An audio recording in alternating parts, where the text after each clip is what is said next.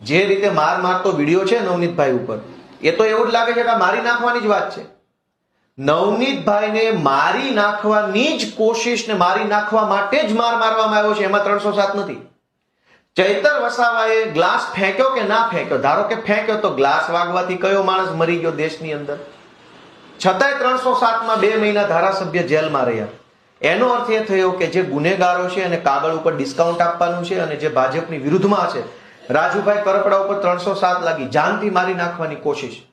હળદરની અંદર માઇકમાં ઉભા 4 વસ્તુ બોલે છે. બીજું શું કર્યું એમણે પથ્થરો માર્યો નથી, ગ્લાસ માર્યો નથી, ધોકો માર્યો નથી, તલવાર મારી નથી, તો પણ 307.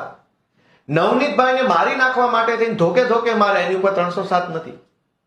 અને આ ભાજપની સરકાર આખા સમાજને છેતરે છે. સમાજના આગેવાનો નેતાઓ આવે, ન્યાય આપો, SIT ની રચના, તપાસ ચાલુ છે, પણ કાગળ ઉપર તમે આ ખોટું કર્યું એનો જવાબ કોણ આપશે? પોલીસે 4 કલમ ઓછી કેમ લગાવી? કોના કહેવાથી ઓછી કલમ લાગી? હવે પાછળથી ઉમેરશો એનો કોઈ ફાયદો નથી. તો આવી રીતે કાગળ ઉપર ગુનેગારોને બચાવવાનું કામ આખા રાજ્યમાં તમામ ઘટનામાં ભાજપ અને ભાજપના કેટલાક ટોમી કરી રહ્યા છે. અને પછી પબ્લિકને ઝઘડો કરાવડાવે.